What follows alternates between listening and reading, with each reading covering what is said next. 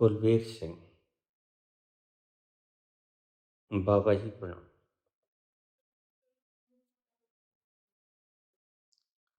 आपने कहा बाबा जी, non reactive हो जाओ, तुम्हारी जिंदगी सुखी हो जाएगी। लेकिन नॉन रिएक्टिव रहा नहीं जाता। जिंदगी का सबसे अहम सवाल है, जिंदगी की सबसे बड़ी समस्या भी है कि नॉन रिएक्टिव रहा नहीं जाता। इसका कोई उपाय बताइए। हाँ, बहुत सुंदर प्रश्न।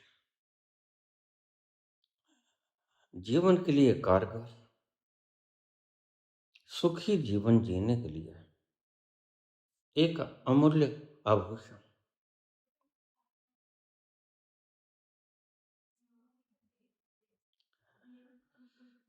जितने भी विकार हैं, जब हम विकार हमारे आते हैं मस्तिष्क,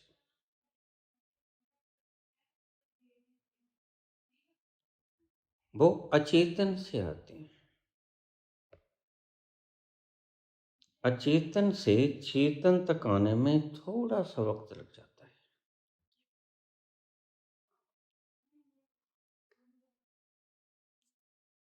मैं धीरे धीरे बोल रहा हूं ताकि तुम समझ जाओ। कर्मों की व्याख्या है, तुम्हारी जिंदगी का सारा उत्तरदायित्व इसके ऊपर है।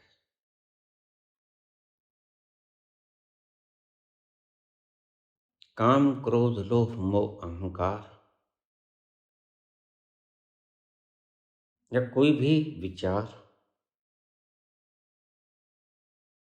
जब भी उठता है, भावना उठती है, तो वो सबसे पहले हृदय से उठती है, अचेतन मन से उठती है, और चेतन मन तक आने में थोड़ा सा वक्त लग जाता है उसे। आप देखोगे, यक सांस से तुम क्रोध नहीं होते।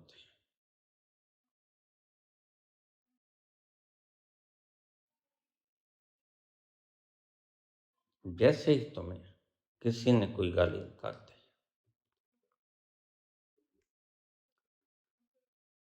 तुम्हें गुस्सा आ गया,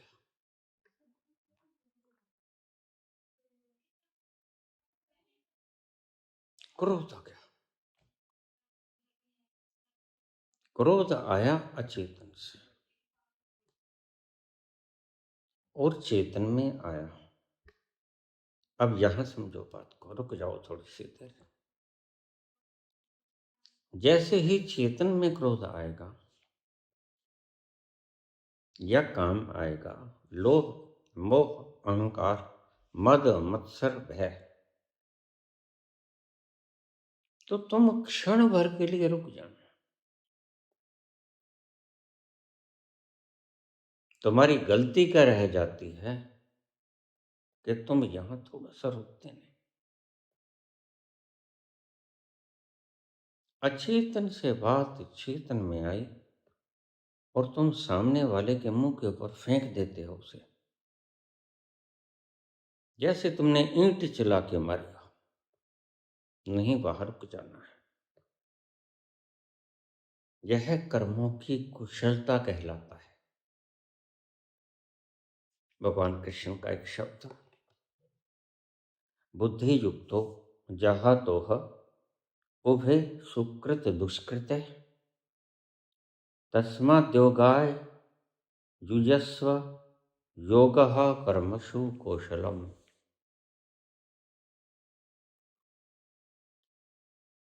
कर्मों में कुशलता का नाम योग है। तुमने सुना तो बहुत बार है, लेकिन पुत्र तुमने इसका अर्थ नहीं समझ पाए। बहुत से व्याख्याकारों ने व्याख्याएं जरूर की, लेकिन वो व्याख्याएं सरल नहीं थी, एक्सपेरिमेंटल नहीं थी, थ्योरेटिकल थी। ध्यान रखना, यह व्याख्या भगवान कृष्ण की गीता की साइंटिफिक व्याख्या है, जो कि प्रैक्टिकल व्याख्या है, जो तुम्हारे जीवन में रोज घटता है। काम भी आता है, क्रोध भी आता है, लोभ, मोह, अहंकार, मद, मत्सर, भय, ये सब तुम्हारी जिंदगानी में आता ही रहता है जब तक कि तुम जिंदा हो।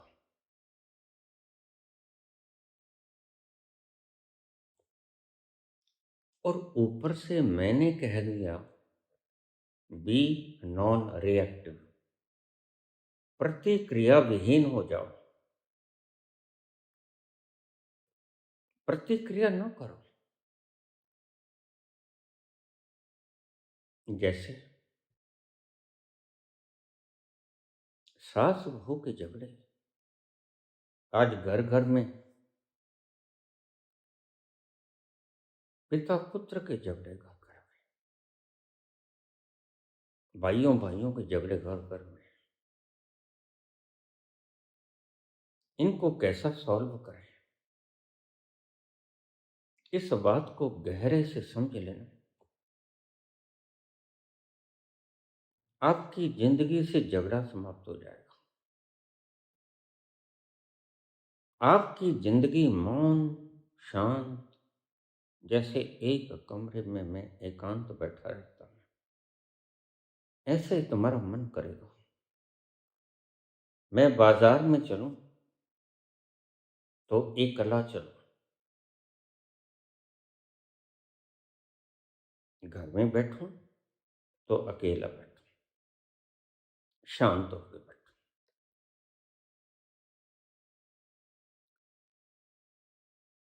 जैसे ही तुम इनको विकार कहते हो, ये वास्तव में ऊर्जा के रूप, मुर्दे को कभी काम नहीं आता, क्रोध भी नहीं आता, भय भी नहीं आता। मुर्दे को तुम आग में डाल देते हो, वो डरता नहीं। अगर मुर्दे को तुम काट काट कर आग में डाल दोगे तो भी वो नहीं डरेगा, क्योंकि उसके भीतर जीवन नहीं है। अब ध्यान से समझते जाना। तुमको किसी ने गाली निकाल दी, बुद्ध के ऊपर किसी ने थूक दिया, बुद्ध ने क्या किया? जो बुद्ध ने किया वो मैं तुम्हें बता रहा हूं। सेम फॉर्मुलेशन प्रत्येक संत प्रयोग करता है। पहली बात तो समझ लो, भूल जाओ कि किसी एक्शन का रिएक्शन नहीं। तो मुझे गाली निकालोगे, मैं कितना ही बड़ा संत हूं, मेरे भीतर रिएक्शन आएगा।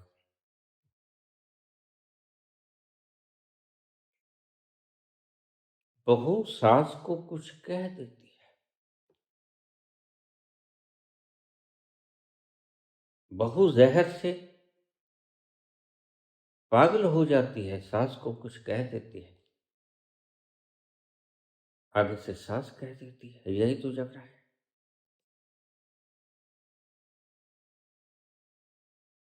तुम मुझे कोई बात कहोगे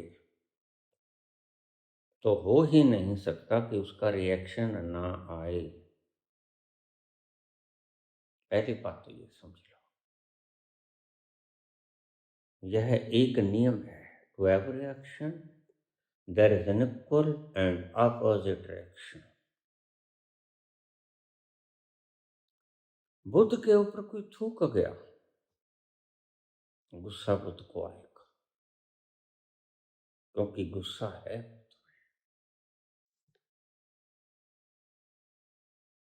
तो बुद्ध क्या करेंगे? बुद्ध निपटना जानते हैं गुस्से से। बस इसी कला को योगः कर्मसु कौशलम, कर्मों की कुशलता कहा गया है। ये तुम्हारी जिंदगी का सवाल है, इसे बार बार सुनना। अगर समझ ना आए तो वैसे मैं इतने सरलतम ढंग से बोल रहा हूँ कि तुम्हें मेरी बात हृदय में उतर जाएगी। बुद्ध क्या करते हैं? बुद्ध को गुस्सा आता है। अचेतन से चेतन में गुस्सा आया और बुद्ध हमेशा साक्षी है। वो उस गुस्से को निहारते हैं। गुस्सा आता ही चला जाता है। जितना एक्शन किया है आदमी ने, अब थूकना बहुत बड़ा एक्शन होता है।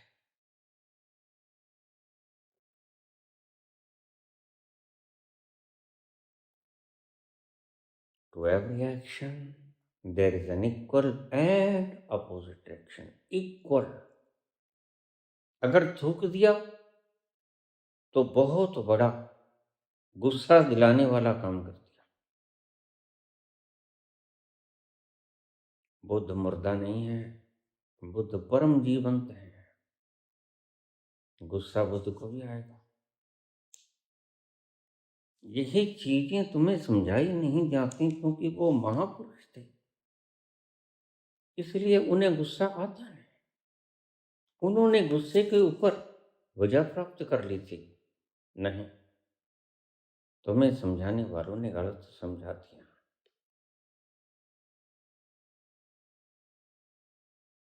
विजय प्राप्त करने का अर्थ गुस्सा तो नहीं आता है, लेकिन वो उस गुस्से की अवस्था में साक्षी बने रहते हैं। यही उनके जीवन का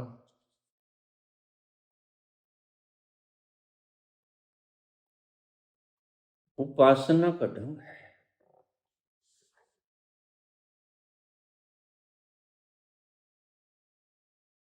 श्वास को आती जाती को देखो। बुद्ध देखते देखते देखते देखते दृष्टा हो गए, साक्षी हो गए। अब जब कोई उनके ऊपर थूकेगा या गाली निकालेगा, क्रोध होने में आएगा, उसी मात्रा में आएगा। तुम क्या समझते हो? दीवार पर हम गेंद मारते हैं, दीवार को दर्द नहीं होता, चोट नहीं लगती? लगती है। यही तो तुम्हें पता नहीं, लेकिन दीवार को चोट फर्क नहीं डालते। अगर यही दीवार के ऊपर घण पटक के मारा जाए तो दीवार ढह जाए, लेकिन गेंद मारी तो दीवार इतनी मजबूत है, वह गेंद उससे टकराकर वापस आ जाती है रिएक्शन के रूप में।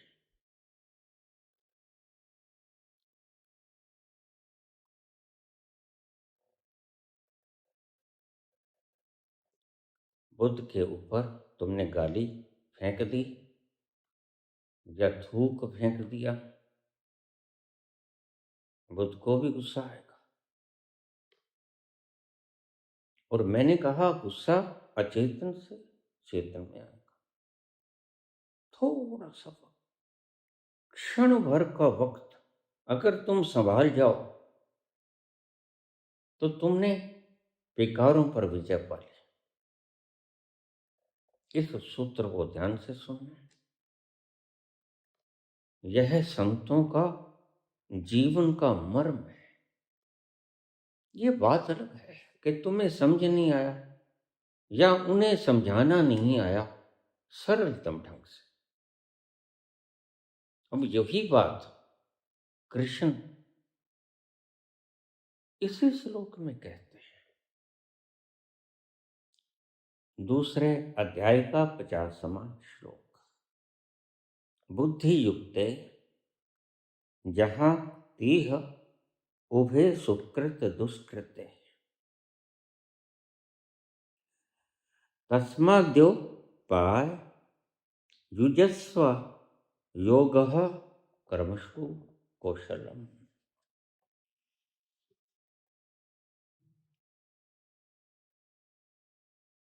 तो तुमने बुद्ध को गाली निकाल दी, बुद्ध के ऊपर थूक दिया, बुद्ध को भी गुस्सा आएगा। लेकिन गुस्सा आएगा कहाँ पर? चेतन में। सभी को चेतन में गुस्सा आता है। और गुस्सा थोड़ा भी हो सकता है, गुस्सा भयंकर भी हो सकता है।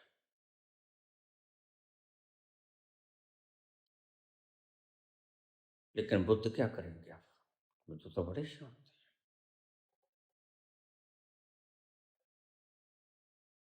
बुद्ध गुस्से को उसके स्थान पर रहने देंगे।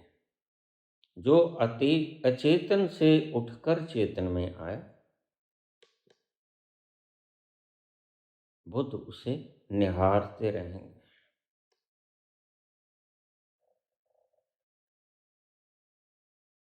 जो आपको वो सिखाते हैं, सांस का लेना, सांस का छोड़ना, विपश्यना। पश्य, पश्य कहते हैं देखने को। देखते रहो, सांस आ गई, सांस चली गई, ऐसे ही देखते रहो। क्रोध आ गया, किसने गाली निकाली, किसने थूक दिया, किसने भयंकर गाली निकाली, किसने पत्थर मार दिया, लहू लुहान हो गया। लेकिन बुद्ध क्या करेंगे?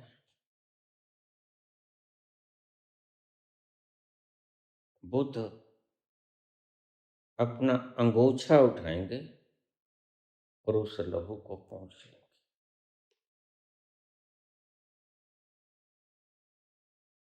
बुद्ध तुम्हें कुछ नहीं कहे।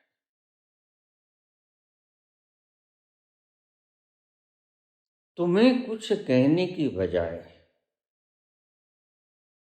उन्हें जो चोट लगी, खून निकल रहा, उस खून को वो अपने अंगोछे से साफ कर लेंगे। खून ज्यादा निकलता होगा तो अंगोछा ऊपर रख लेंगे ताकि खून ना निकले।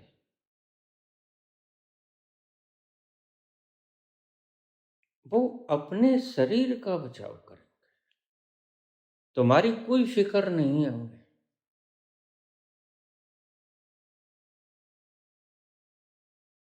ये होगा कैसे? ये होगा दृष्टा भाव से, साक्षी भाव से। जो कुछ भी हो रहा है, तुम उसे देखते रहो। जो अचेतन से चेतन में आया, वो विकार, वो विचार, वो विषय या परिस्थितियां जो बाहर बन गई,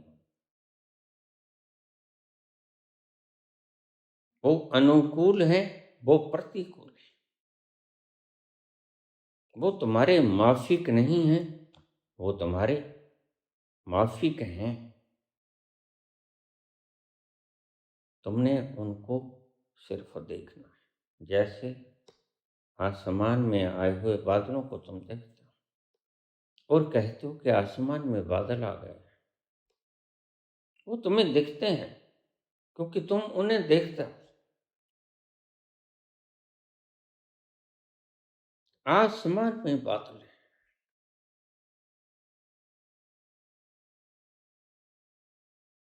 या कि दिमाग में वासनाएं हैं, इससे कोई फर्क नहीं पड़ता।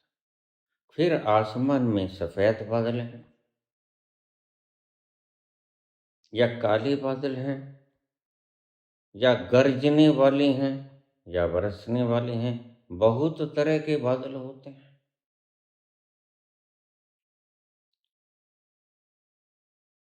लेकिन तुम कभी फिक्र किए कि बादल आ गए, सफेद हैं कि काले हैं कि बरसने वाले हैं कि गरजने वाले हैं? नहीं, तुम मात्र देखते हो कि आसमान में बादल आ गए। इसी तरह देखो कि किसी ने गाली निकाली थी, किसी ने मुख के ऊपर थूक दिया था, उसका रिएक्शन आया था, जो भी आया था, तो रिएक्शन चेतन में आएगा, लेकिन तुम साक्षी बनकर जो भी रिएक्शन आया उसको देखते रहो। उसके साथ जैसे मैंने विकारों का बताया, उस रिएक्शन को देखते रहो, उसके साथ चिपट मत जाओ। तुम क्लिंग हुए नहीं कि क्लिंग होते ही वह रिएक्शन उसको बल मिल जाएगा, क्योंकि तुम्हारी क्लिंगनेस चेतना के पावर से आती है। फिर तुमने पावर उस रिएक्शन को दे दिया, फिर वह रिएक्शन जिसने एक्शन किया था उसके ऊपर बरस जाएगा और तुम बाद में पछताओगे। वह 4 गुना रिएक्शन करेगा, तुम 8 गुना करो। बात छोटी सी थी, पहुंच जाएगी हत्या तक। यह जेलों में बैठे हुए लोग, कभी पूछना इनसे मसला क्या था, ये कहेंगे मसला कुछ भी नहीं। अगर ठीक से समझ जाते तो मसला टाला जा सकता था, कोई बड़ा मसला था भी नहीं और होता भी नहीं कभी। बड़ा मसला नाम की कोई चीज संसार में होती नहीं, तुम बना लेते हो बड़ा।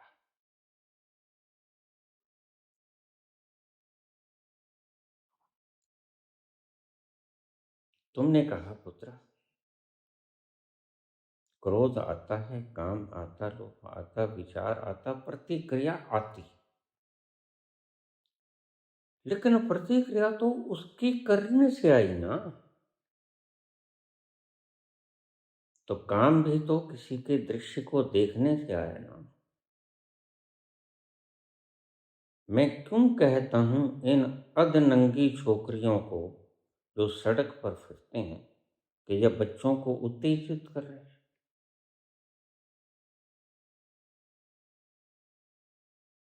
तुम्हें नगम देखकर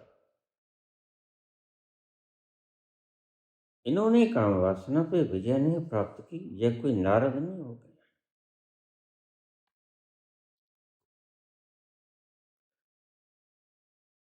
ये निश्चित रूप से छेड़छाड़ करेंगे और तुम जाकर पुलिस स्टेशन के अंदर एफआईआर लॉन्च करो। कसूर किसका? तुम्हारा समाज अभी इतना प्रबुद्ध नहीं हुआ। सच में अगर मेरे हाथ में न्याय हो तो कसूर उस लड़की का जिसने शरीर के सारे अंग दिखा दिए जो बच्चा देखना चाहता है। ईरान की सभ्यता से सीखो।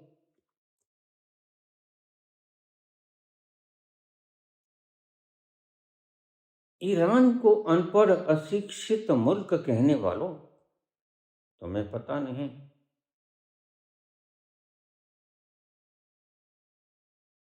वहां की यूथ 99.99% पढ़ी हुई है, साक्षर, और कम नहीं पढ़ी है कि 10 पास है कि 5 पास है। तुम तो निरक्षर भी हो यहाँ पर। वो मास्टर डिग्री लिए हैं और 50% लोग वहां के पीएचडी किए हैं। यह जो डेलीगेशन जाएगा ईरान का पाकिस्तान में वार्ता करने के लिए, इन्हें मूर्ख मत समझना। वह जो अमेरिका से आएंगे उपराष्ट्रपति जेडी वांस, या खुद ट्रंप आ जाएगा, या उनसे कम पड़ा है जी। ईरान के लोग, तुम सिर्फ देख लेते हो कि बुर्का करते हैं, पर्दा करते हैं। ये तो शालीनता का परिचायक है।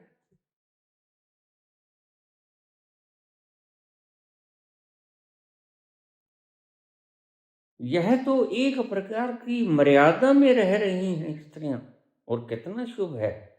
स्त्रियां भी मर्यादा में हैं, पुरुष भी मर्यादा में हैं। पुरुष सिर पर पगड़ी रखते हैं, स्त्रियां अपने सभी अंगों को ढक लेती हैं। यह पिछड़ेपन का उद्युक्त नहीं है, वर्ण, यह समझदारी का और एक प्रकार के इन्होंने अपने आप के चरित्र को साथ लिया है। तुम इन बुर्के में लपेटी हुई, नकाबों में लपेटी हुई स्त्रियों को अशिक्षित गणो, उनसे उनकी क्वालिफिकेशन पूछना, वो कहें कि MSc PhD। शौक मत खाना, और किसी भी स्त्री से पूछ लेना, और देखने में तुम्हें ऐसे लगेगी जैसे जहालत।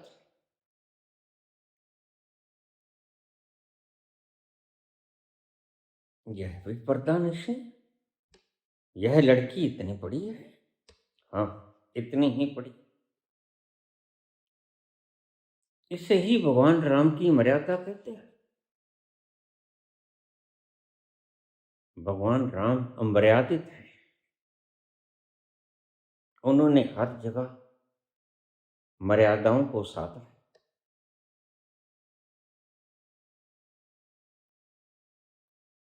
वहां के राष्ट्रपति, विदेश मंत्री या बड़े ओहदे वाले कोई भी, या छोटे ओहदे वाले,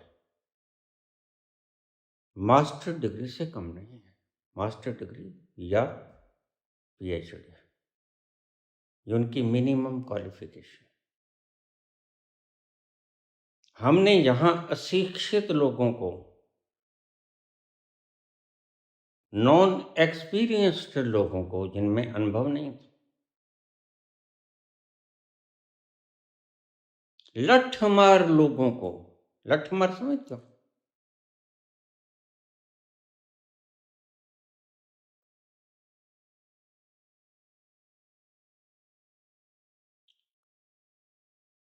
गद्दी पर बैठा दिया। उन मूर्खों ने मंदिर बनाए, उन मूर्खों ने हिंदू मुस्लिम करके आपस में लड़ाया। भगवान कृष्ण का एक शब्द याद रखना,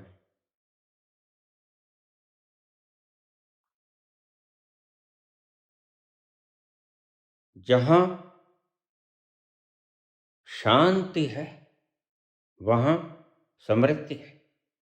घर के लिए भी इस बात को आप एक प्रकार का नियम समझ लेना।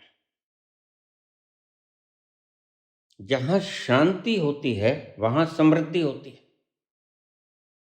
ये कैसा राजा हमने चुना, और यह कैसी कैबिनेट हमने सुनी, जो शांति रहने ही नहीं देते। तुमने 12 वर्षों से एक दिन भी कभी शांति रहते देखी?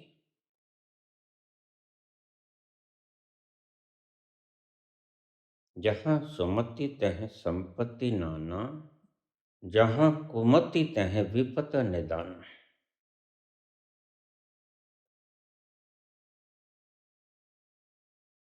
Where there is a peace, there is prosperity.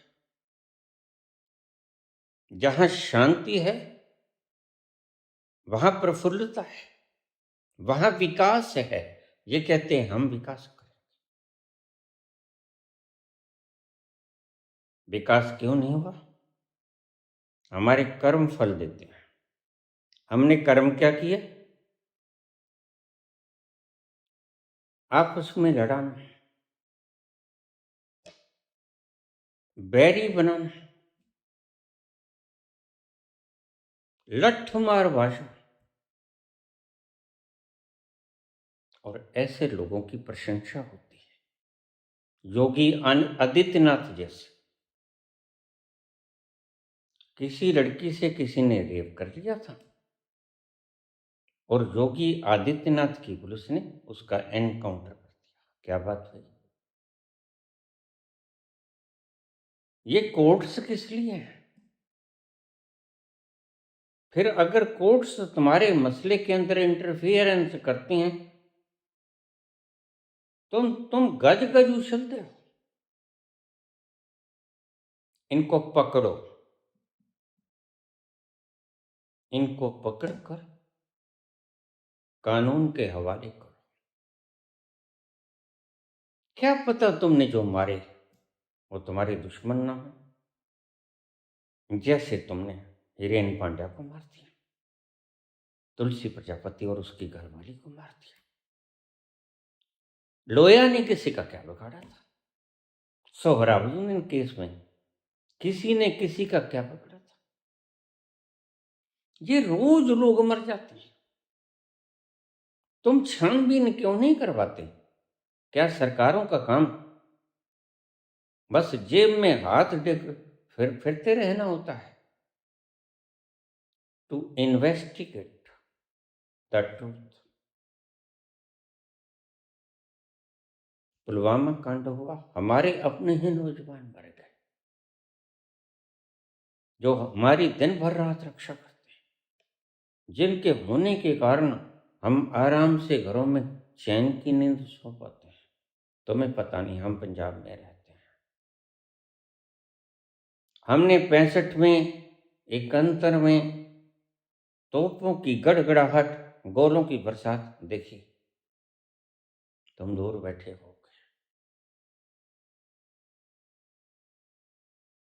भगवान कृष्ण कहते हैं, जहां शांति है वहां समृद्धि है। दो देश हों, बीच में बाढ़ हो, परला देश अपना खेत वाता रहे, इधरला देश अपना खेत जोतता रहे। इसे कहते हैं प्रेम, इसे कहते हैं विकास की आगाज। आगाज यहां से होता है, ऐसे लठमार भाषा से विकास नहीं होता, भय पैदा होता है। फिर आज तुमने उनको मार दिया, कौन जाने वो दोषी थे कि नहीं, कल को किसी को भी मार दोगे। हम आराम से घर में बैठा हूं, मैं 14 साल में बैठा हूं, यहां पर मेरे पास लोग मारने आ जाते हैं। एक दो बार की कहानियां मैंने सुनाई।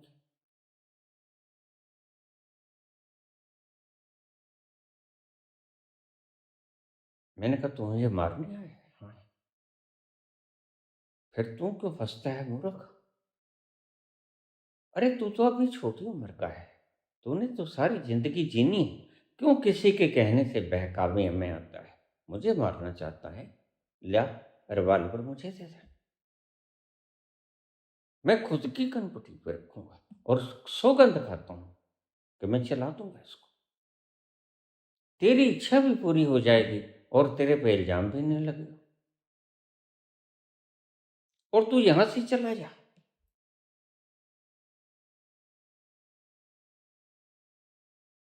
तो उसने मेरे पांव पकड़ लिया, रोने लग गया।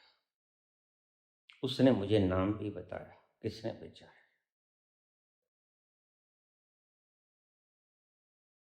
मेरे बड़े बेटे का कत्ल हो गया। मैंने आज तक उन अपराधियों का नाम किसी बताया नहीं, और उनकी दुर्गति मैं अपने नयनों से देखा, मरते हुए भी देखा, और वो जी रहे हैं कैसे ये भी देखा। तुम भूल जाते हो, इस बृहद सृष्टि को बनाने वाला चित्रकार कोई है, बस यही झगड़ा रह जाता है सारा। और तुमने उसे देखा नहीं, इसलिए तुम शिशुपंज में। एक मन तुम्हारा कहता है शायद वह हो ही, इतना शानदार, इतना एक्यूरेसी सिस्टम की कि बीपी अगर 120 से 500 हो जाए तो आदमी गया, 250-300 में गया। कितना एक्यूरेसी से उसने, परमात्मा ने यह सारा जाल बिछाया है। यह नब्ज, थोड़ी सी नब्ज दब जाए तो तुम चिल्लाने लगोगे, तुम्हारे पास कोई उपाय नहीं होगा। बस यहीं आकर पेच अटक जाता है। इस धरती के प्रत्येक मानव का, पशुओं में तो अभी वो विवेक जन्मा नहीं होता। मनुष्य का चोला इसलिए सर्वश्रेष्ठ माना गया था कि मनुष्य जान सकता है कि वह है, और यह जानना बड़ा बहुमूल्य है कि वह है। यह आपकी जिंदगी को यकसा आनंद में तब्दील कर दे। अमेरिका ईरान पर पिछले 40 वर्षों से कहर ढा रहा था। क्यों? कहीं एटम बम न बना दे। बहुत सी रेस्ट्रिक्शंस लगा दी गई थी, इसने रशिया जैसे मुल्क पे रेस्ट्रिक्शन लगा दी। यह संसार का, विश्व का चौधरी बन गया। हम देखो, मैं गुंडागर्दी करता हूं और दूसरों से कहूं खबरदार अगर तुमने गुंडागर्दी की। बस यही हाल है अमेरिका का। अमेरिका के पास 5,000 अणुबम है और ईरान से कहता है तुम एक भी मत बनाओ, तुम यूरेनियम को 90% तक प्यूरिफाई ना करो।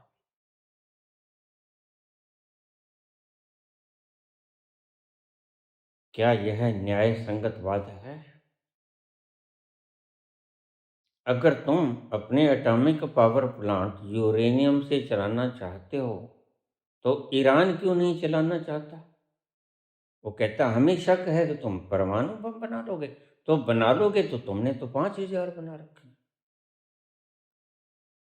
इसलिए मैं कहता हूं अमेरिका दुष्ट मुल्क है, वहां की हवा जाकर बदल जाती है। हिंदुस्तान से लोग जाते हैं, खून का रंग लाल होता है। अमेरिका जाके खून का रंग सफेद हो जाता है। वो प्यार नहीं बचता भाई भाई के बीच में जो यहाँ है।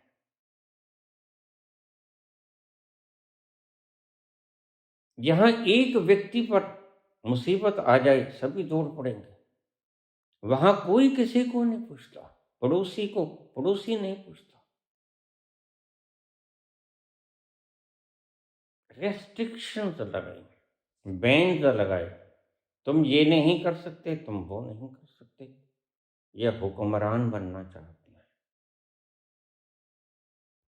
और बाबा नानक कहते हैं जो हुक्म करना चाहता है वह सदा दुखी रहेगा, इसलिए आज दुखी। अमेरिका को पता ही नहीं सब कुछ होने के बावजूद भी हम क्यों दुखी। यह हुक्म करने की आदत। बाबा कहते हैं जो हुक्म को मानना सीख गया वह सुखी हो। क्योंकि बाबा नानक जानते हैं कि वह वली खसम गोसाई प्रत्येक व्यक्ति का है जिसने इस सृजना का निर्माण किया है। और बाबा नानक ने इसे अपनी नग्न आंखों से देखा है, कबीर ने भी देखा है, मैंने भी देखा है। इसलिए हम कह देते हैं तुम कहते कागज की लिख और मैं कहता आंख। कैसे मुनकर होंगे हम कभी नास्तिक नहीं हो पाए। कैसे मुनकर होंगे जब एक बार परमात्मा के दीदार कर लिया। अरे हम तो यहाँ पर ताजमहल को देखकर आ जाते हैं, उससे नहीं भूल पाते। उसे इनकार नहीं कर सकते कि ताजमहल नहीं है, और वह परमात्मा का विराट स्वरूप जिसने एक बार निहार लिया, वो कैसे भूलेगा, कैसे इनकार करेगा। अगर कोई इनकार करता है मार्कस 4 तो बस मात्र एक ही कहना है कि उसने देखा है। बस वह इतना विराट जैसे अंधों के पास आंखें नहीं होती, रंगों को पहचान नहीं पाती, रंगों को देख नहीं पाती आंखों के बिना। ऐसा ही मसला है नास्तिक और आस्तिक का। तुम्हारी बुद्धि के तर्कों से आस्तिक हो जाते हो, और तुम्हारी बुद्धि के तर्कों से ही नास्तिक आस्तिक हो जाते हो। और बुद्धि परमात्मा तक पहुंच नहीं सकती, वह इतना विराट, गागर में सागर समाएगा कैसे।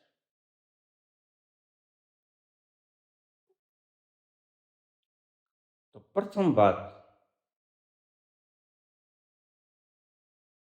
मैंने तुमसे कहा कि जब भी कोई तुम्हें गाली दे, तुम्हारे मन के हिसाब से व्यवहार न करे, तुम्हें बुरा लगे, तो तुम्हारे भीतर आक्रोश आएगा, क्रोध आएगा, और वह क्रोध याद रखो भीतर होगा तो बाहर आएगा। अगर आप जैसे क्रिया योग कर करके सारे क्रोध को बाहर निकाल दोगे, काम वासना को बाहर निकाल दोगे, तो फिर तुम्हें क्रोध नहीं आएगा। यह इतना शानदार प्रयोग शंकर भगवान ने दिया है। तुम अगर निरंतर इसका अभ्यास करते रहो, धीरे धीरे शनै शनै तुम्हारा मन जल्दी से फल चाहता है, जल्दी त्याग देना। देर आयद दुरुस्त आयद, कोई बात नहीं, देरी से मिल जाए लेकिन मिल जाए।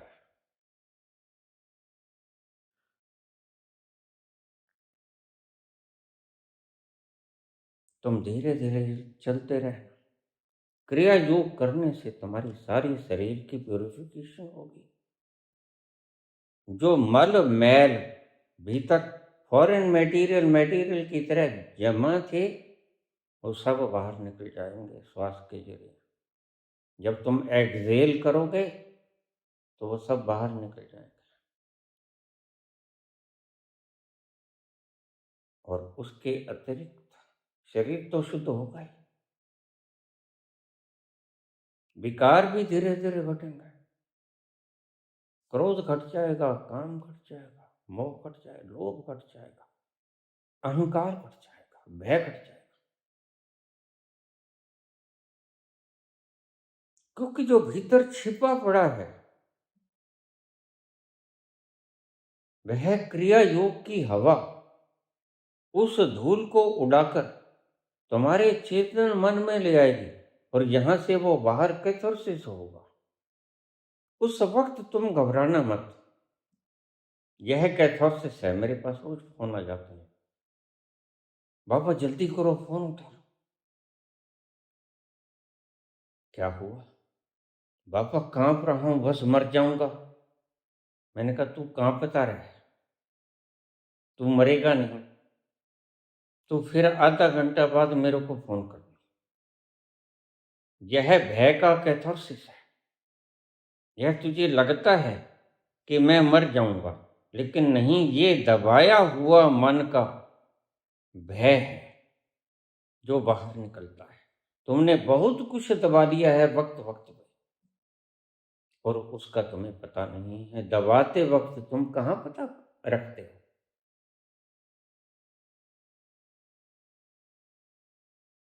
रिएक्शन तुमने दबा दी।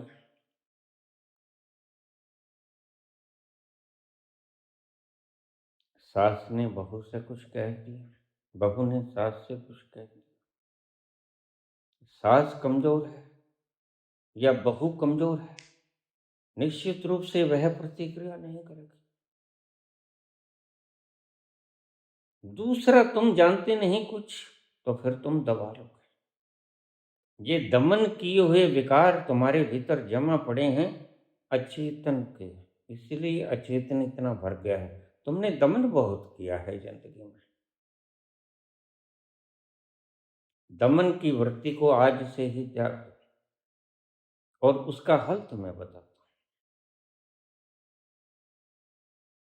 जैसे किसी ने गाली निकाली, थूक दिया बुद्ध की तरह, क्रोध बुद्ध को भी आएगा, लेकिन बुद्ध उस क्रोध को साक्षी की तरह निहारते रहेंगे, जैसे आसमान में आए हुए बादल। आए हैं, जानते हैं, थोड़ी देर ठहरेंगे, ये भी जानते हैं, और ये भी जानते हैं कि वो चले जाएंगे। और ऐसा ही होता है। रिएक्शंस आते हैं बुद्ध के अंदर भी, महावीर के अंदर भी रिएक्शंस आते हैं, लेकिन वो बहुत कंट्रोल्ड व्यक्ति हैं। इसे ही साधना कहते हैं। 10-20 बार चूक जाओ तो कोई बात नहीं, लेकिन आगे से संभल कर बाहोश रहना। इसीलिए संतों ने कहा बी अवेयर, जागते रहना, होश पूर्वक रहना। अगर तुम सो गए तो फिर तुम इन प्रतिक्रियाओं के साथ संलग्न हो जाओगे, और वो प्रतिक्रियाएं जो भी कुछ हों वो अगले पे बरस जाएंगी। फिर वो तो आगे बेहोश है ही है, वो दोगुनी शक्ति से तुम्हारे ऊपर प्रहार करेगा। यही गड़बड़ पैदा हो गई, बस फिर जेल की काल-कोठरियां। छोटी छोटी बातों पर मैंने देखा, मेरे ही शहर में 2 जमींदार थे, उनकी साझी जमीन थी। थोड़ी सी वट का फर्क पड़ गया, इतना सा। उसने उसकी वट घेर ली। उसने कहा तू वट क्यों इधर की? वट कहते हैं बाढ़ को। कहता ये तो मेरी है। वो लड़ते लड़ते बाजार में आ गए। जमींदार के हाथों में हथियार तो होते हैं, गंडासा वगैरह, खुरपी वगैरह, कुल्हाड़ा वगैरह, क्योंकि इनका काम है। वो धरती को उपलो करना है, समतल करना है, तो बहुत से औजार इनके काम आते हैं। तो बाजार में आ गए, और बाजार में आए भी वो लड़ रहे हैं आपस में। देखो इतनी समझ नहीं कि पीछे से ही तुम दो फाड़ हो जाओ, तुम अलग रास्ते निकल जाओ, तुम अलग रास्ते निकल जाओ। लेकिन नहीं, ये तो फिर हमारी बेइज्जती है। ढट्ठों की मैं, ढट्ठे देखा, ढट्ठे लड़ते हो ना, उनमें से कोई पीछे नहीं भागेगा, पूरा जोर लगा देंगे। किसी के सिंग सुंग टूट गए, ज्यादा चोट फेट आ गई तो भागेगा, नहीं तो नहीं भागेगा। तो यहां भी लड़ने लगे। वो कहता देख, वो जमीन मेरी है, इतनी सी जमीन थी, मैं रोज जाया करता था उधर। वो कहते ऐसे कैसे तेरी है? वो लड़ पड़े, वहीं लड़ पड़े। वो कहता मैं इसको, बाढ़ को उठा के अपनी आली तरफ कर लूंगा, क्योंकि यह मेरी जमीन है। और दूसरा कहता तू करके दिखा। वो कहता है अच्छा तू ही कर। उसने वहां सड़क के ऊपर ही एक लाइन खींच दी, ये ले, परली पार तेरी जमीन, इस पार मेरी जमीन, अब तू क्रॉस करके दिखा इस जमीन को। वो सड़क है ना, जमीन वहां पड़ी। यही तो मूर्खता है तुम्हारी। इस जमीन पर कितने नाम मालिकों के आए, और कितने मिट गए हैं।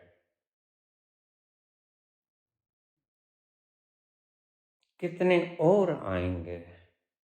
पीढ़ियां बदलती जाएंगी, मालिकों के नाम बदलते जाएंगे।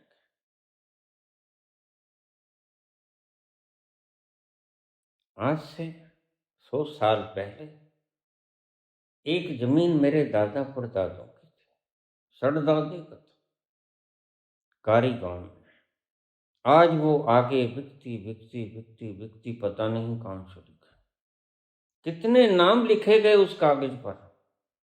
जमीन वहीं की वहीं रही, जमीन को पता भी नहीं है कि मेरा मालिक बदल गया, लेकिन मालिक को पता है कि मैंने ये जमीन खरीद ली। वह बधाइयां देगा, वह मिठाई बांटेगा, उसे पता नहीं है। अरे मूर्ख, 4 दिन की जिंदगानी है, यह कौन सा साथ जानी है। आज मालिक तू है, कल कोई और था, ऐसे ही बदल जाएगा, कल को कोई और हो।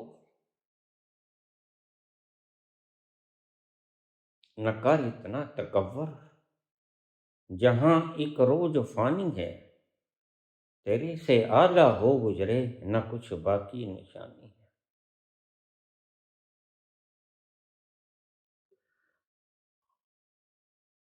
तो जब रिएक्शन भीतर से आए किसी की एक्शन के कारण, इसको मॉरल रूप में समझना, तो वह आएगा चेतन में, और तुम चेतन में उन विचारों के रिएक्शन के साक्षी बने रहना।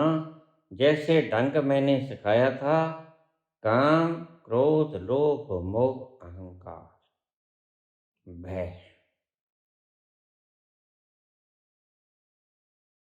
वैसे ही तुम रिएक्शन के साक्षी बने रहना।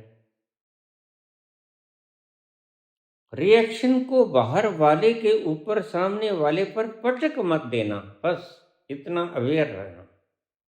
अगर तुमने इतनी अवेयरनेस जगा ली, तो तुमने समस्याओं को जीत लिया। फिर तुम्हारे पास कोई समस्या नहीं आएगी। प्रत्येक मनुष्य के लिए मेरा आज का पैगाम, अगर प्रत्येक मनुष्य छोटा सा काम करना शुरू कर दे, तो स्वर्ग कहीं और होता नहीं, सचखंड कहीं होता नहीं, और सत्यलोक कहीं और होता नहीं।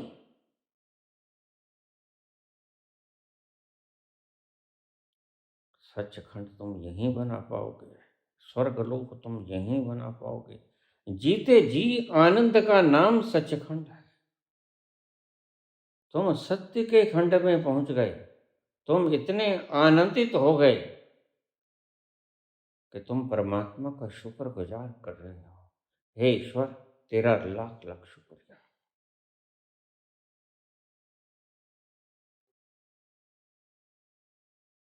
अब फिर समझा दूं, जैसे किसी ने कोई एक्शन किया, भीतर से रिएक्शन आएगा, रिएक्शन आएगा तुम्हारे अचेतन से जल के तुम्हारे चेतन में। और विपश्यना सिखाई बुद्ध ने, क्या सांसों को आते जाते देखना। तो उस विचार के जो रिएक्शन भीतर से आई, उसके तुम साक्षी हो रहे हो। रिएक्शन बाहर निकलने की चेष्टा करेगी, करने देना। तुम स्थिति प्रज्ञ बने रहना, जो भगवान कृष्ण कहते हैं, हे पार्थ, स्थिति प्रज्ञ हो जा, अपनी प्रज्ञा में स्थित हो जा। प्रज्ञा, अवेयरनेस, विजडम। तुम अपनी विजडम में आसीन हो जा। तो इतना याद रख कि यह एक्शन का रिएक्शन है, और मैंने सामने वाले पे फेंकना नहीं है, बस मैंने सिर्फ साक्षी रहना। अगर तुम इतना सा काम करो, तो ये धरती कल नहीं, आज ही स्वर्ग हो जाएगी।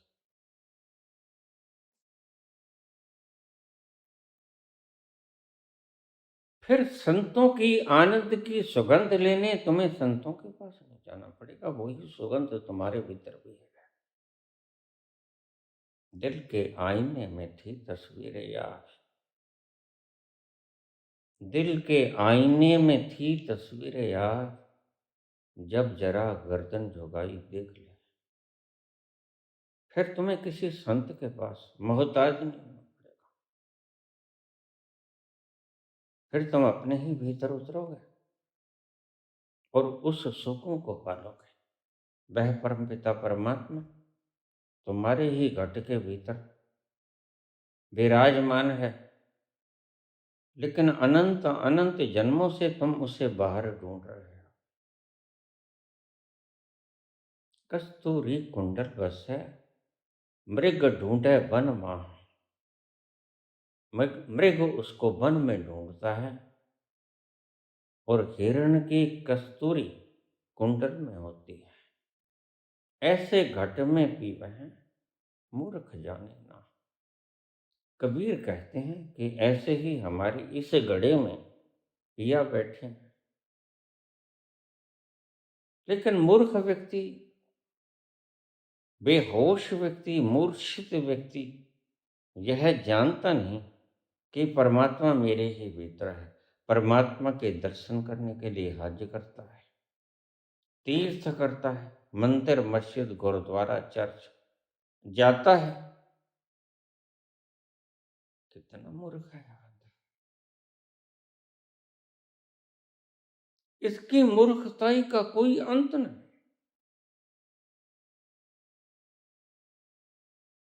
तुम्हारे ही भीतर बसा है और तुम उसको साथ लेके जाते हो जहां भी जाते हो, और ढूंढते हो मंदिरों की दीवारों के भीतर, जो ईंटों पत्थरों सीमेंट सरिया से बनी,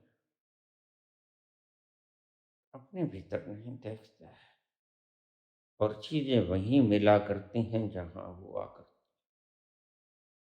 तुम कितना ही खोज लो बाहर से, कभी किसी को नहीं मिला और कभी किसी को मिलेगा नहीं।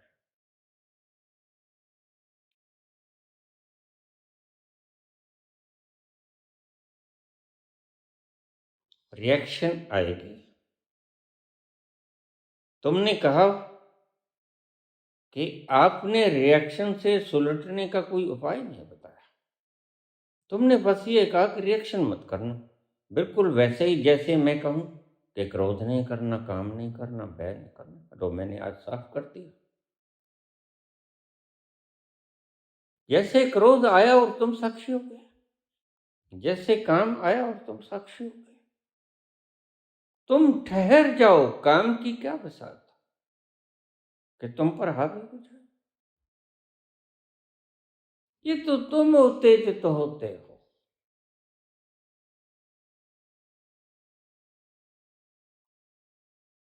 कुछ तो सुनने वाले बेकार हैं, कुछ महफिल बदरंगी हो गई, दोनों तरफ से गलत हो जाते हैं। ये बाहर से इन अधरंगी औरतों को रोकना चाहिए।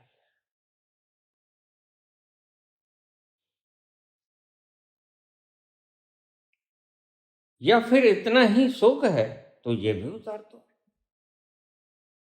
देखो तमाशा। फिर मैं तुम्हें यही कहता हूं, ईरान के लोगों को तुम अशिक्षित से समझ रहे हो, लेकिन वो पीएचडी है, एमएससी है, और देखिए वो मास्टर डिग्री आर्ट्स में नहीं लिए हैं। 95% लोग आपको वहां के medical science, non medical, arts वगैरह में नहीं करेंगे। वो कोई हार्ट सर्जन है उनके उच्च पौधे पर बैठा हुआ, कोई ब्रेन सर्जन है,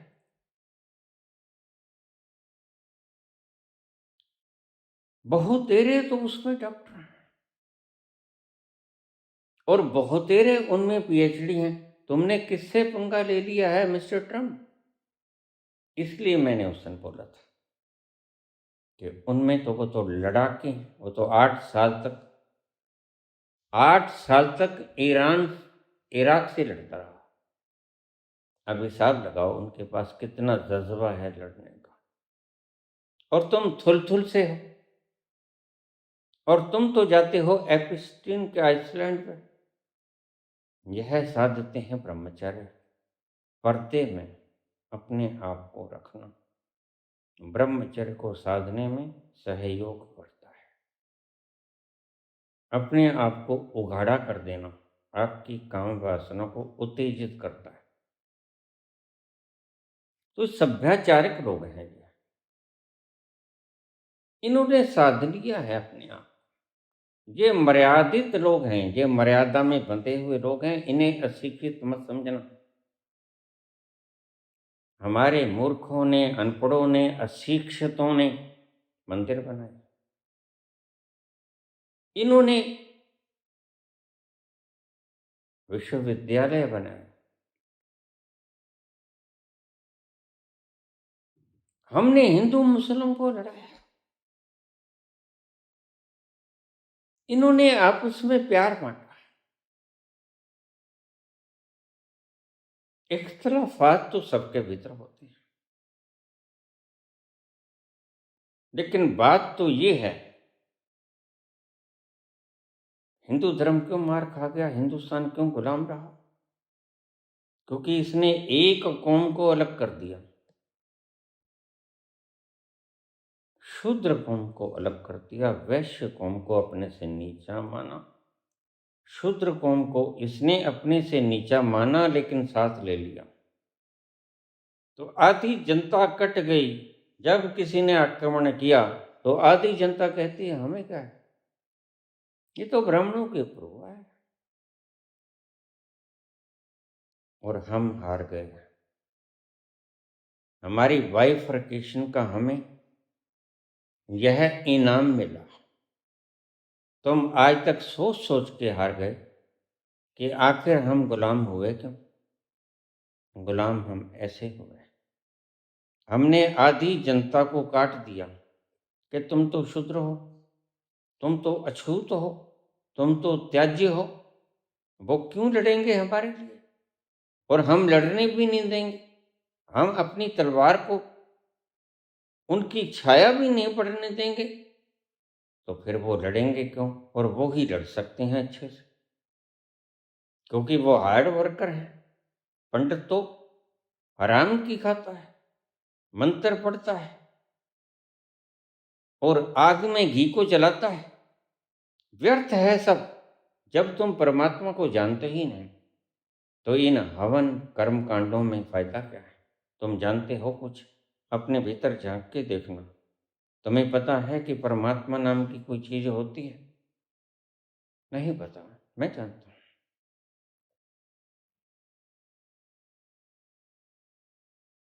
तो हमारा देश इसलिए गुलाम हुआ कि हमने जातियों में विभक्त कर दिया।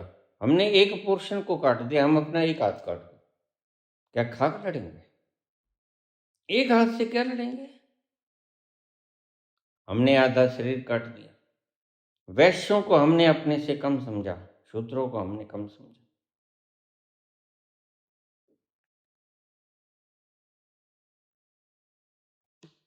हम बैठे ग्रंथों को पढ़ते रहे, वो बैठे केमिस्ट्री और फिजिक्स की, बॉटनी, जूलॉजी की किताबें पढ़ते रहे। उन्होंने बड़े बड़े रिसर्च सेंटर खोले, हमने मंदिरों में घूंघर लटका दिया। फिर मुझे ये बताओ, यह जो देश एक वक्त विराट था, महान विश्व गुरु था, तो विश्व गुरु की पदवी से नीचे कौन दुष्ट लेके आया? तुम बांटने वाले लोगों ने विश्व गुरु की उपाधि छीन ली, और आज हम लाचार बेजार। आज हम कर तो कुछ नहीं सकते, सिर्फ दूसरों की तरक्की को देख नहीं सकते बस। आज हम मलाल कर सकते हैं मन में,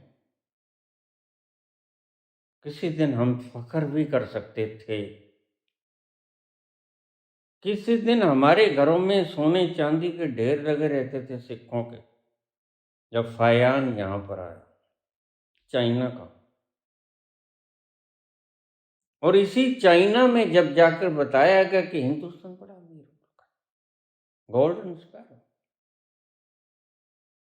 इसके हर घर में जहां जाते हैं वहां दूध दही की नदियां बहती हैं, अतिथि सत्कार बहुत है।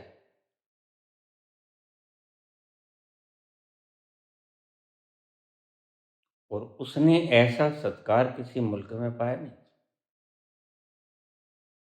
उसने जाकर चाइना में बताया, अरे तुम क्या समझते हो अपने मुल्क को, जाके भारत में देखो, हिंदुस्तान में देखो, हर घर में वहां ढेरों से सिक्के पड़े। इसलिए माओ से तुंग यहां पर आया। उसने, जवाहरलाल ने भाखड़ा डैम दिखाया उसे। चाइना उस वक्त हमसे बहुत तरक्की में नीचे था, और भाखड़ा डैम को देखते ही उसकी आंखें ठहर गई। उसने शस्त्र इकट्ठे किए और हमारे से मित्रता डाली। मुझे याद है वो दिन, हिंदी चीनी भाई भाई के नारे लगते थे हमारी गलियों में। मित्र द्रोह किया, उसने हथियार इकट्ठे किए, हम ताजा ताजा आजाद हुए थे। 10-15 साल कोई नहीं होते तरक्की के लिए। कहाँ विकास हुआ? 12-15 सालों में क्या विकास हुआ? तुम बता दो। जवाहरलाल ने तो नहीं किया, तुमने क्या किया?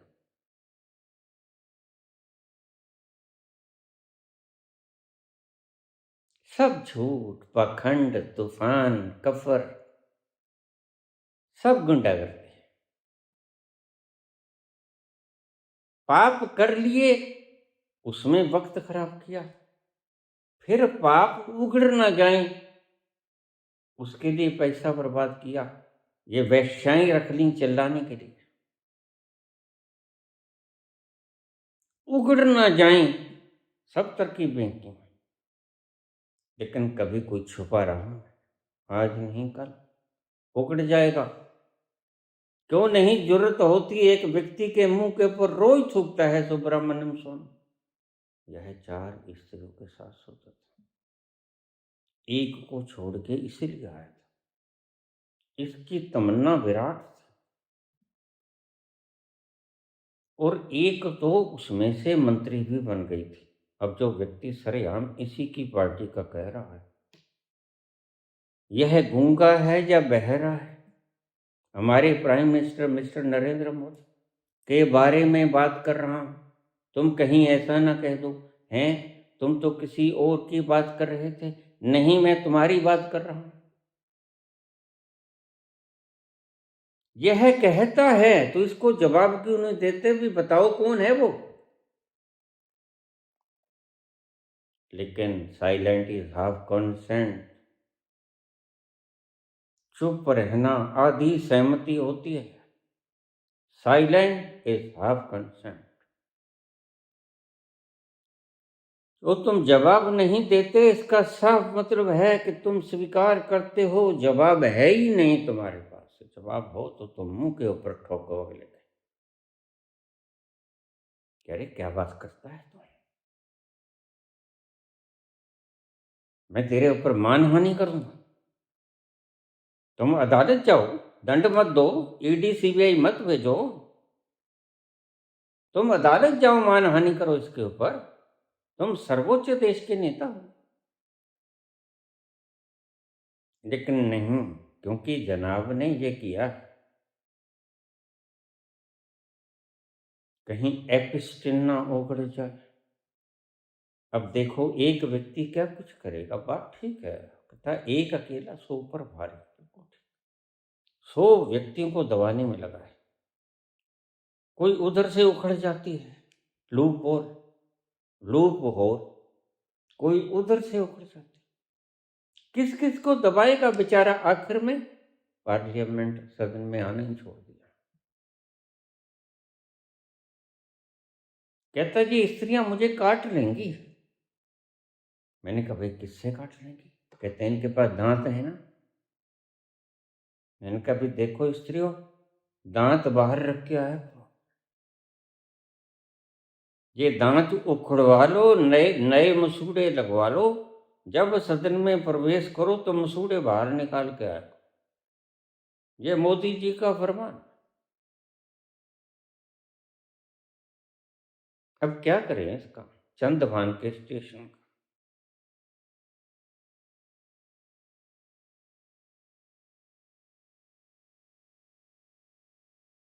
लगती नहीं है काफिर मुंह को, छुटती नहीं है काफिर मुंह को लगी हुई।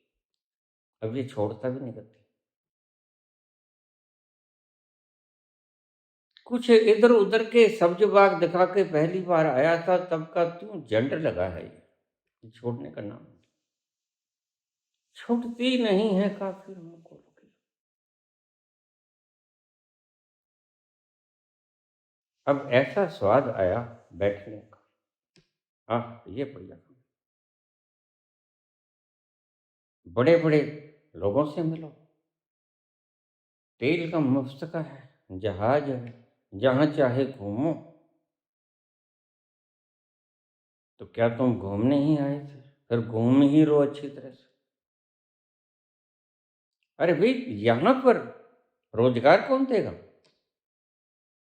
महंगाई के बारे में कौन सोचेगा? यहाँ की व्यवस्था कौन बनाएगा? तुम तो हर किसी के पांव पड़ जाते हो, तुम तो हर किसी के साथ झूला झूलने लग जाते हो। तो माउस से तुम वहां चला गए। उसने कहा भाई ये तो काम गलत है। उसने हिंदी चीनी भाई भाई का नारा देकर युद्ध छेड़ दिया। हमारे पास कोई तैयार नहीं, हारना तय था भाई। मित्रघात हो जाए, कितने लोग मरे? शिवाजी मरट्टा मरा कि नहीं मरा? गुरु गोविंद सिंह मरे कि नहीं मरे? क्यों? मित्रघात हो गया। पता ही नहीं लगा कि यह पीठ में छुरा कौन देगा। ये मित्रघात करने वाला व्यक्ति हिंदी चीनी भाई भाई का नारा देके तुम इतिहास भूल गए, याद होगा इन्हें सब। ये जानबूझकर पागल बने फिरते हैं। उन्होंने आक्रमण कर दिया, हार तय थी, हमारे पास कोई तैयारी ही नहीं। यहां से हाथ मिला के गए हैं, गले मिल के गए हैं, आते ही उन्हें आक्रमण कर दिया। बर्फीली जमीनों पर लड़ने वाली हमारे पास सेना इतनी तैयार नहीं थी, ना ही हथियार थे हमारे पास।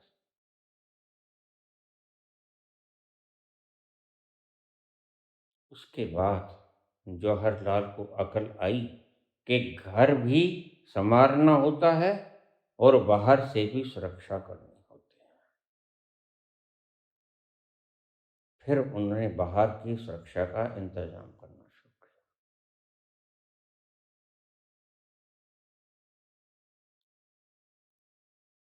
कोई कुछ कहे, रिएक्शन करे, तो मैं भीतर से रिएक्शन आएगी, बुद्ध के भी आती है, लेकिन वो रिएक्शन आती है वैसे ही जैसे काम, क्रोध, लोभ, मोह, अहंकार, मद, मत्सर, भय।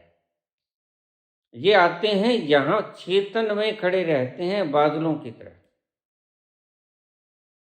और संत पुरुष उनको निहारते रहते हैं। उनका कोई भीतर का केमिकल प्रोसेस वगैरह अलग नहीं होता है, सबका एक होता है। उनका ब्लड प्रेशर देख लोगे वही मिलेगा 120/80 या 110/70।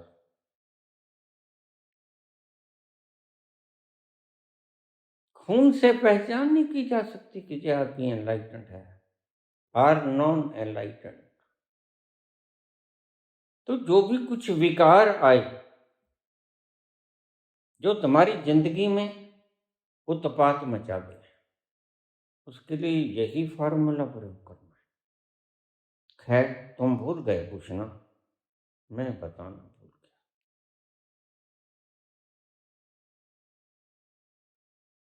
जब भी कोई ऐसा काम होना हो जो उत्पात मचा दे, तो तुम साक्षी बने रहना। वह है तो शक्ति, यह जो रिएक्शन तुम करते हो, यह ऊर्जा है। अगर इस ऊर्जा के साक्षी हो गए, जैसे काम की, क्रोध की, लोभ की, मोह की, अहंकार की, भय की, मद मत्सर की ऊर्जा के साक्षी हुए थे, वैसे ही अगर तुम इसके रिएक्शन के साक्षी हो गए, तो यह रिएक्शन थोड़ी देर ठहरेगी। तो मत भाग जाना वहां से, तुम भी ठहरे रहना। तुम साक्षी बने ही रहना। इसीलिए विपश्यना का ध्यान तुम शुरू कर सकते हो, ताकि तुम्हें साक्षी साधना आ जाए। साक्षी को साध लोगे तो तुम विकारों के ऊपर विजय प्राप्त करने के योग्य हो जाओ। फिर उसके बाद तो कुछ विशेष बचता नहीं। जैसे ही तुम विपश्यना में कामयाब हो गए, देखने में तुम महारत हासिल कर गए, तुम पश्य होने में निष्णात हो गए, तो फिर उस बनाए हुए साक्षी को तुम छोड़ तो जब चाहे दो। फिर तुमने उस अपने बनाए हुए कृत्रिम साक्षी को अपने भीतर छोड़ देना है, उस अस्तित्व में जो कि तुम वास्तव में हो। जो अस्तित्व में तुम सारे अस्तित्व में मौजूद हो, तुम उसमें गिर जाओगे और उसके साथ एकाकार हो जाओगे। मैं यही कहता हूँ कि बुद्ध ने ये काम नहीं किया। उस नकली साक्षी को छोड़कर, देख तो क्या था, एनलाइट हो गया था। अगर वो छोड़ देते तो ब्रह्म में गिर जाते, और वहां जाकर जो शब्द बोलते वो अपदीप भव नहीं बोलते। बुद्ध अगर वहां पर साक्षित्व को छोड़ देते, तो वह अपने अस्तित्व में गिर जाते, एग्जिस्टेंस में गिर जाते, और वहां जाकर वो ये नहीं कहते थे अपदीप भव, तो क्या कहते? वहां जाकर वो कहते अहम ब्रह्मास्मि, मैं ब्रह्म हूं। इतना फर्क पड़ जाता। बस यही बात है जो समझाने वाली रह गई थी। आप बुद्ध पूर्ण है, लेकिन संपूर्ण नहीं है। याज्ञवल्क्य संपूर्ण, कृष्ण संपूर्ण है, नानक और कबीर संपूर्ण है। बुद्ध पूर्ण है, संपूर्ण है। बुद्धि युक्तो जहातीह उभे सुकृत दुष्कृत है। बुद्धि से युक्त मनुष्य यहां, समझे ना बात को, कृष्ण के शब्द इन पाखंडियों की ऐसी खाल उधारते हैं, बशर्ते के इनके शब्दों को जानने वाला कोई हो। बुद्धि से युक्त मनुष्य यहाँ, वहां नहीं, स्वर्ग में नहीं, सचखंड में नहीं, सतलोक में नहीं। ध्यान से समझना, एक एक शब्द बड़ा कीमती है। बुद्धि युक्तो जहातीह उभे सुकृत दुष्कृत है।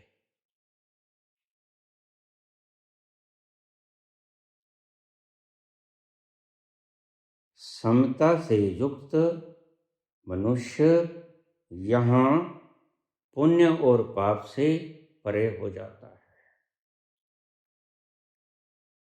ना वह पुण्य के साथ लगता है, ना वह पाप के साथ लगता है। हमारे अंतःस्थल की यही व्याख्या है। हमारा अस्तित्व, हमारा अंतःस्थल ऐसा ही होता है। ना वहां पाप जाता और वहां पुण्य भी नहीं जाता। अगर जीते जी व्यक्ति ऐसा हो जाता है, तुम क्या समझते हो? कृष्ण ने कोई ऐसा काम सिखाया जो तुम मर के कर पाओगे? नहीं, यह तो पखंडी लोग कहते हैं। तुम मरकर सचखंड जाओगे, तुम मरकर सतलोक जाओगे, तुम मरकर स्वर्ग जाओगे।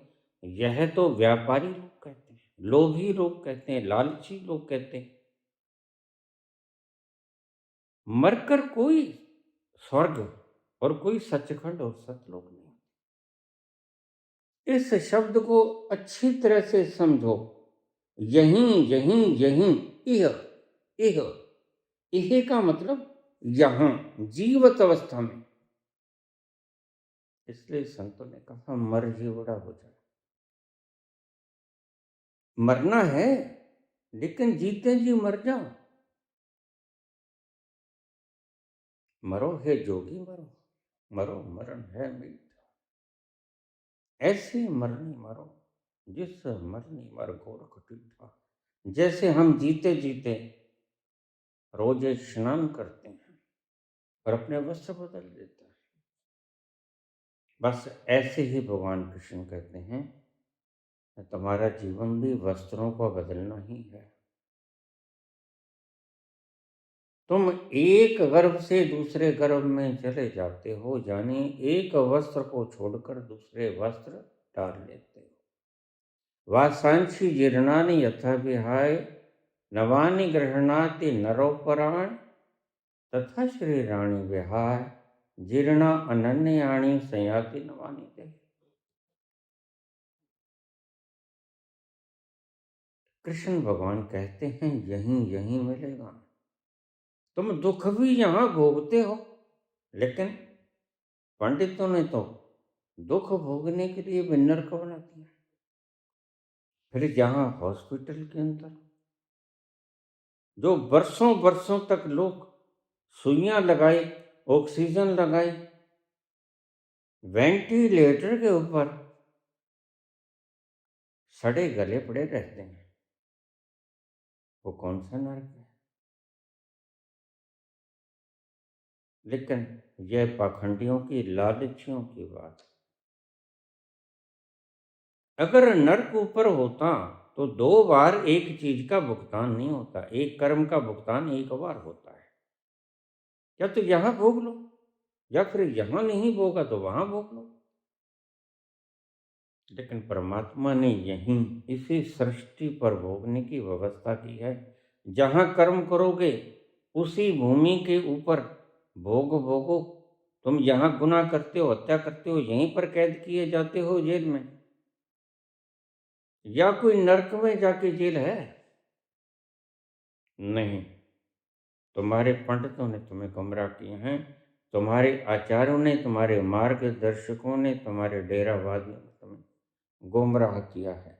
बुद्धि युक्तो जहाती है उभे सुकृत दुष्कृते, तस्माद्योगा युजस्व योगः कर्मसु कौशलम। कर्मों में कुशल हो जा। कर्मों में कुशल कैसे हो जा?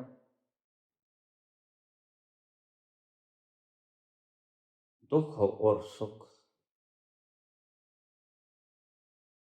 दो चीजों से पार हो जा, इनको क्रॉस कर ले। ये बुद्धि में सुख भी है और दुख भी है, ये हृदय में सुख भी है और दुख भी है। किसी ने गाली निकाल दी तो बुद्धि दुखी हो गई, किसी ने प्रशंसा कर दी तो बुद्धि सुखी हो गई। न तुम्हें ये पता कि तुम अच्छे हो, न तुम्हें ये पता कि तुम बुरे हो। यही कृष्ण कहते हैं, तुम ना अच्छे हो, तुम ना बुरे हो, तुम मात्र आनंद हो। तुम हो और तुम आनंद हो, ना अच्छे हो ना बुरे हो। तो आज का सवाल यहीं समाप्त होता है। बाहर कहीं नहीं है, न सचखंड बाहर है, न स्वर्ग बाहर है, न नरक बाहर है। यहीं का किया हुआ कर्म यहीं पर भोगना होता है, और दूसरी कोई व्यवस्था भगवान ने बनाई है।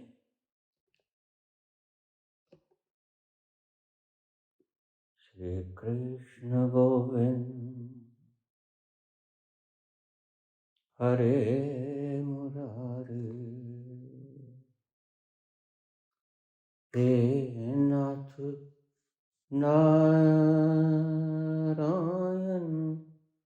वासुदेव। श्री कृष्ण गोविंद हरे मुरारी, हे नाथ नारायण वासुदेवा। श्री कृष्ण गोविंद हरे मुरारी, हे नाथ नारायण वासुदेव। पितु मात स्वामी सखा हमारे, पितु मात स्वामी सखा हमारे, हे नाथ नारायण वासुदेव। श्री कृष्ण गोविंद हरे मुरारी, हे नाथ नारायण वासुदेव। श्री कृष्ण गोविंद हरे मुरारी, हे नाथ नारायण वासुदेव।